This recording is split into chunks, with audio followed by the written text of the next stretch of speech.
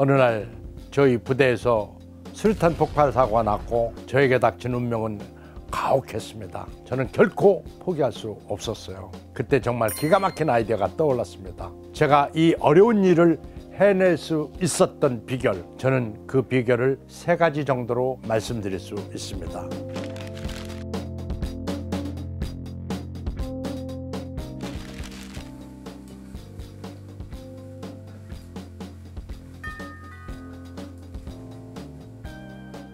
안녕하십니까.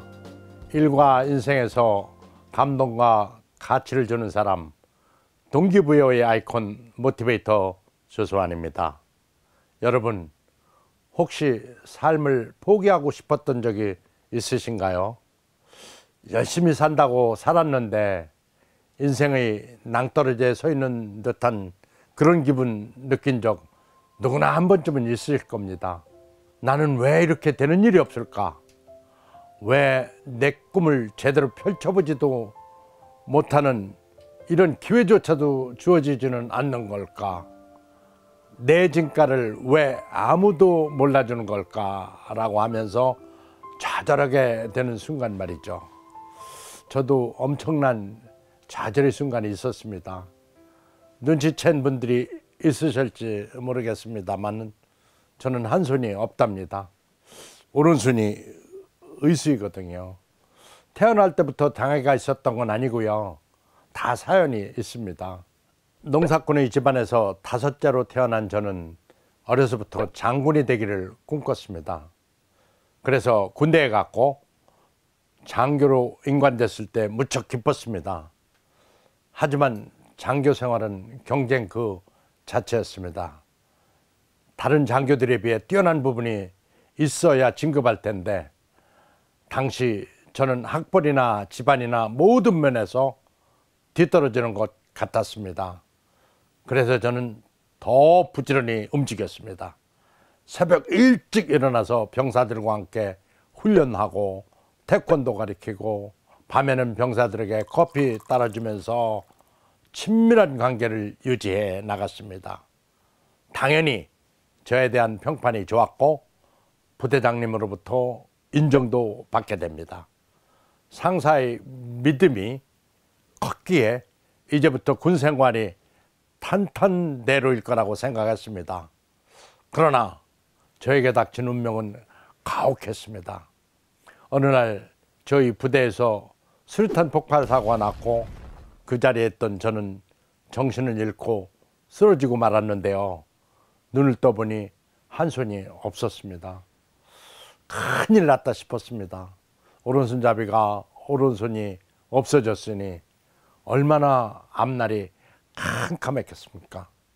23살 그 어린 나이에 말이죠.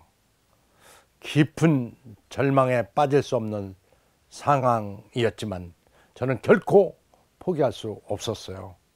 당시 저에게 굉장히 사랑하는 여자친구가 있었는데 제가 한 손을 잃었어도 제 곁을 지켜주겠다고 하더군요. 저도 그 여자친구를 위해 살기로 결심했습니다. 그런데 의지만 강한다고 될 일은 아니었습니다. 저만의 생존 전략이 필요했죠. 오른손이 없다는 약점을 뛰어넘을 수 있는 저만의 경쟁력을 가져야 했습니다. 그때 정말 기가 막힌 아이디어가 떠올랐습니다. 오른손 없어도 입이 있지 않나? 입만 잘 사용하면 먹고 살 수 있지 않겠어? 라고 생각이 들더라고요. 그래서 그날부터 저는 영어 공부를 시작했습니다. 입으로 먹고 살려면 말을 잘해야 되는데 단순히 한국말만 잘해갖고는 안 되겠다. 영어도 잘해야 되겠다라고 생각했죠. 그 길로 저는 바로 영어 공부를 시작했고 열심히 노력한 결과 대학 영문과에 진학하게 됩니다. 그런데 세상은 녹록지 않았습니다. 힘들게 공부해서 대학 영문과까지 졸업했지만 아무도 저를 회사에서 받아주지 않는 거예요. 서류 심사는 통과하는데 면접에서 떨어집니다. 한 손이 없다는 게 큰 약점으로 작용했기 때문이죠. 일할 기회조차 얻을 수 없었습니다. 이러다간 죽도 밥도 안 될 것 같아 전략을 바꿨습니다.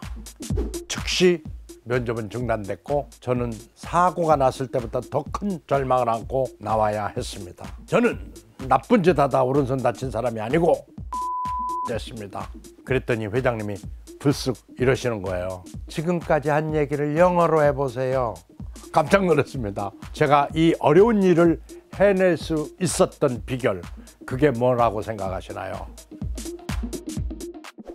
이렇게 의수를 끼면 멀쩡해 보이는데 굳이 면접 가서 오른손이 없다는 약점을 밝혀야 하나 싶은 생각이 들어서 제가 취직한 후에 오른손이 의수라는 걸 들킬 때 듣길더라도 뭐 어쩔 수 없다. 일단 당당하게 오른손이 없다는 사실을 숨기고 아니 굳이 밝히지 않고 면접을 보러 갔습니다. 처음에는 분위기가 좋았습니다. 근데 면접이 이런 얘기 저런 얘기 하다가 보니 결국 한 손이 없다는 걸 들키고 말았죠. 결과는 어땠을까요?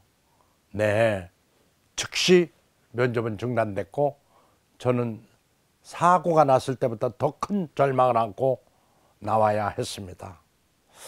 나가라고 해서 나오긴 했는데 정말 그 순간 죽고 싶었습니다. 그런데 내 사랑하는 사람들을 두고 죽을 용기가 안 생기더라고요. 그래서 그 길로 다시 면접 장소로 뛰어 들어가 이렇게 말했습니다. 저는 나쁜 짓 하다 오른손 다친 사람이 아니고 국가를 위해 군대에 갔고 사고를 당해 국가 유공자가 됐습니다. 두 손 가졌다고 두 손으로 글 씻습니까? 다 한 손으로 글 씻지 않습니까? 저도 한 손으로 글 씻습니다. 일은 머리로 하고 가슴으로 하지 손으로 합니까? 그랬더니 조용하더라고요. 다시 말했습니다. 저는 장교 출신이고 밑에 사람들도 다뤄봤고 위에 상관들도 모셔봤고 탁월한 리더십을 가진 사람입니다. 지금 이 순간도 저는 영문학과 학회장을 하고 있습니다. 또한 고등학교 때도 총학생회장을 했습니다. 그리고 저는 가정이 있기 때문에 책임감도 강할 수밖에 없습니다. 저를 실력 테스트조차도 하지 않고 낙방시키는 것은 불공평합니다. 라고 세상과 맞섰습니다. 그랬더니 회장님이 불쑥 이러시는 거예요. 지금까지 한 얘기를 영어로 해보세요. 깜짝 놀랐습니다. 화가 나서 막 한 말들이라서 저조차도 생각이 나지 않는데 그러나 안 하면 안 될 것 같은 생각이 들어서 영어로 다시 생각나는 대로 막 말을 했습니다. 그날 제가 제대로 영어를 구사했는지 잘 모르겠습니다만 어쨌든 저는 당당히 입사에 성공할 수 있었습니다. 제가 이 어려운 일을 해낼 수 있었던 비결, 그게 뭐라고 생각하시나요? 저는 그 비결을 3가지 정도로 말씀드릴 수 있습니다. 첫째, 제가 가진 약점에 집착하지 않고 강점에 더 집중한 거라고 생각합니다.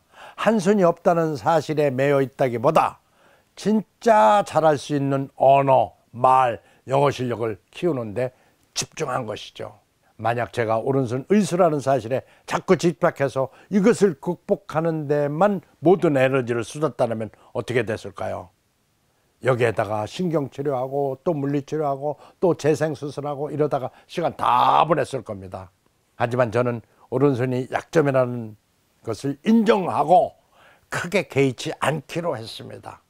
극복할 수 없는 약점에 집착하면 시간 낭비, 에너지 낭비, 모든 게 낭비할 게 뻔하고 열심히 해서 극복했다고 한들 2등밖에 할 수 없다는 생각이 들었죠. 대신 남들보다 뛰어난 강점을 살리면 바로 1등 갈 수 있다는 것을 믿고 행동한 것이죠. 결코 남들과 다른 강점을 키우는 것은 쉬운 것은 아닙니다. 저도 영어를 잘하기 위해서 정말 무던히 노력을 했습니다. 그것만이 살 길이라고 생각하니 조금도 게으름을 피울 수 없었습니다. 그것이 결국 제가 가진 가장 뛰어난 경쟁력이었습니다. 내가 결핍이 있다, 약점이 있다, 힘든 점이 있다. 그럼 어떡하냐? 약점은 잊어버려라. forget. 대신 강점을 살려서 가라. 그러면 빨리 가고 쉽게 간다. 꼭 이 말을 해드리고 싶어요. 두 번째로 말씀드리고 싶은 것은 뚜렷한 목표를 세우고 정진 또 정진해 나가는 근성이 필요하다는 겁니다. 저의 경우 어렵게 회사에 입사한 만큼 정말 열심히 일했습니다. 일단 시키는 일은 무조건 다 했습니다. 그러면서도 계속 한 자리에 머물러서는 안 된다고 생각했고 다시 꿈을 세팅했는데요. 반드시 회사 경영에 필요한 경영학과를 나와야 되겠다는 생각을 해서 주경야독으로 경영학과에 들어가서 석사, 더 나아가서 박사 학위까지 얻게 된 겁니다. 그렇게 저는 실무를 잘하면서도 이론까지 겸비한 문무겸장으로 거듭나게 된 것이죠. 금상첨화로 영어까지 잘하니 외국인들과도 잘 소통할 수 있는 인재로 날개를 달게 되었습니다. 그렇게 제 인생은 생각보다 훨씬 쉽게 풀려나가기 시작했고 누구보다도 빠른 진급, 특진을 하면서 만 35살 나이에 마케팅 중역이 될 수 있었습니다. 그로 인해 저는 부족한 학벌도 다 채웠고요. 가난도 다 벗을 수 있었고요. 또한 사랑하는 사람을 지켜주겠다고 약속한 것도 모두 다 지킬 수 있었던 겁니다. 제가 가진 결핍을 채워나가기 위해 확실한 목표를 세우고 그것을 이루기 위해 근성을 가지고 실천한 것이 성공의 비결이 된 것이죠. 힘들어도 또 도전을 하고 포기하지 않으면 거기에서 그야말로 솟아날 구멍이 생기더라고요. 그래서 더욱더 풍요로운 인생을 살 수 있더라, 이런 얘기예요. 인간은 재능이 없어서 실패하는 게 아니라 목표가 없어서 실패한다. 이 말을 덧붙여 크게 강조하고 싶습니다. 세 번째는 긍정의 마인드라고 생각합니다. 저는 인생은 말한 대로 된다, 생각대로 된다, 꿈꾼대로 된다. 그리고 이 세 가지를 강하게 믿는 믿음대로 된다라고 생각합니다.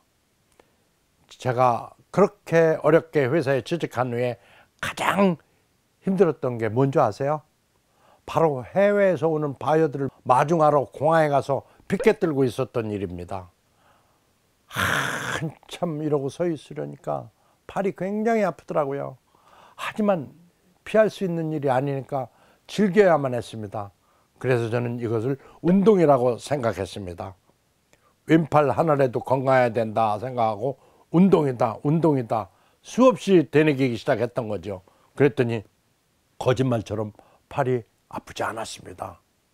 아하, 인생은 멘탈 승부구나. 그때 깨달았습니다. 다른 일도 마찬가지입니다. 모든 자체를 좋게 생각하다 보면 좋은 생각이 떠오르고 좋은 말을 하게 되고 좋은 꿈을 꾸게 돼요. 우리는 자기가 말한 그거에 대해서 끊임없이 생각하게 되어 있습니다. 근데 그 말을 나 자신한테만 해놓는 게 아니라 주변 사람 모두한테 말을 해놓으면 어떻게든 약속을 지키게 됩니다. 어떻게 하면 이걸 이룰 수 있을지 효과적인 방법이 있을까 고민하게 되고 그 고민은 자동적으로 크리에이티브 아이디어가 나오게 돼 있는 거죠. 그래서 말은 생각을 부르고 그 생각은 계속해서 책임감을 부르게 되고 그 책임감은 또한 좋은 성과를 나타나게 만든다는 거죠. 이게 선순환입니다. 아주 좋은 방향으로 이렇게 순환되는 거예요. 그러니 꿈이 빨리 이루어졌던 거고 꿈을 초월해서 또 하나의 높은 꿈을 꿀 수 있었던 거죠. 여러분, 요즘 정말 힘든 시기죠. 고물가, 고환율, 그리고 또 이자율도 높고 모든 것이 다 높습니다.